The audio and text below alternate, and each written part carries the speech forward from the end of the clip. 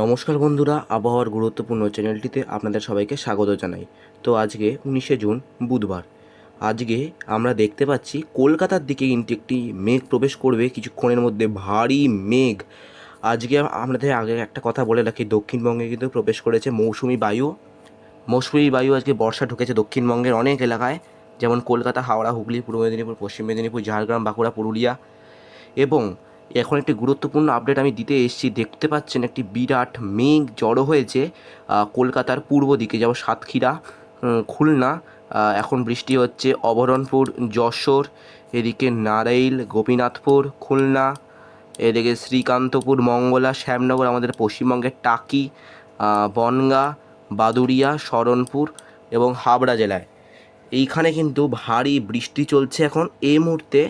একটি গুরুত্বপূর্ণ আপডেট, যেটা এই মেঘটা কিন্তু আস্তে আস্তে কলকাতার দিকে এগোবে এবং কলকাতায় কিন্তু দুপুরের পর থেকে আস্তে আস্তে বৃষ্টি স্টার্ট হবে এবং ভারী মেঘ ও ঝড় বৃষ্টি কিন্তু শুরু হয়ে যাবে কলকাতা এবং দক্ষিণবঙ্গের অনেক এলাকায়। আমি যদি আপনাদেরকে রেইন অ্যান্ড ঠান্ডার নিয়ে যাই, আপনারা ভালো করে দেখতে পারবেন। দেখুন, আমি যদি একটু যাই 2টো নাগাদ, এই দেখুন এখান থেকে একটি মেঘ আসবে, দেখতেই পাচ্ছেন পিজোরপুর, খুলনার দিক থেকে মেঘ এসে চন্দননগর, কলকাতা, আরামবাগ, কোলাঘাটে কিন্তু এই মেঘের বৃষ্টি হবে।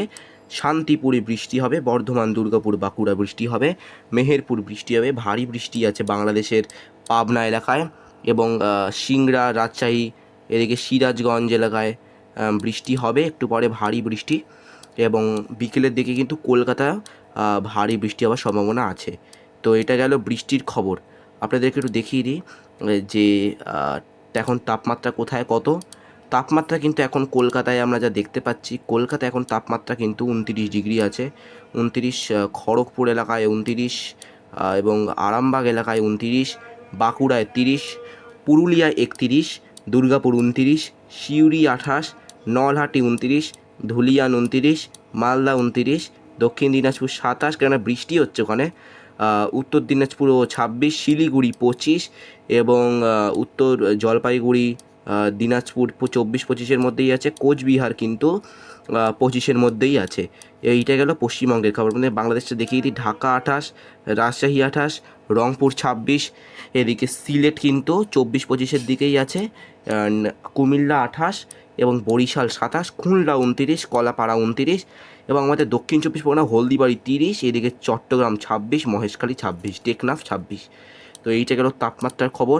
আপনাদেরকে দেখিয়ে দিই যে বৃষ্টি কখন, মানে বৃষ্টি আগামী 12 ঘন্টায় হচ্ছে কিনা দক্ষিণবঙ্গে। তো দক্ষিণবঙ্গে আগামী 12 ঘন্টায় হচ্ছে, ছিটে ফোটা হলেও কিন্তু বৃষ্টি হওয়ার সম্ভাবনা আছে। আগামী একদিনের ভেতরে কিন্তু কলকাতা সহ দক্ষিণবঙ্গে হালকা বৃষ্টি এবং বেশি বৃষ্টি হবে বাঁকুড়া, পুরুলিয়ার পশ্চিমের জেলাগুলোতে। দক্ষিণ 24 পরগনা কিন্তু বৃষ্টি হবে আগামী 24 ঘন্টায়। 3 দিনের মাথায় কিন্তু কলকাতায় ভারী বৃষ্টি আছে, নদিয়া, মুর্শিদাবাদ জেলায় ভারী বৃষ্টি এবং পুরুলিয়া হালকা থেকে মাঝারি বৃষ্টি এবং উত্তরবঙ্গে তো মানে ফাটিয়ে বৃষ্টি চলবে একদম। উত্তরবঙ্গে একদম মানে একদম জোরদার বন্যা পরিস্থিতি হওয়ার সম্ভাবনা আছে উত্তরবঙ্গে। বাংলাদেশের রংপুর, ময়মনসিংহ, সিলেটেও বন্যা পরিস্থিতি হওয়ার সম্ভাবনা আছে। 5 দিনের মাথায় কলকাতায় বৃষ্টি চলবে, খড়গপুর বৃষ্টি অ্যাড হয়ে যাবে। এর মধ্যে ভারী বৃষ্টিতে নেক্সট 5 দিনের মধ্যে অ্যাড হবে বাঁকুড়া এবং ঝাড়গ্রাম এলাকা। নদিয়া, মুর্শিদাবাদে কিন্তু ভারী বৃষ্টি, উত্তরবঙ্গে ফাটিয়ে বৃষ্টি চলবে। 10 দিনের মাথায়, নেক্সট 10 দিনের মাথায় কলকাতায় ভারী থেকে অতি ভারী বৃষ্টি এবং দক্ষিণ 24 পরগনা এবং পুরো দক্ষিণবঙ্গ জুড়ে কিন্তু ভারী বৃষ্টি।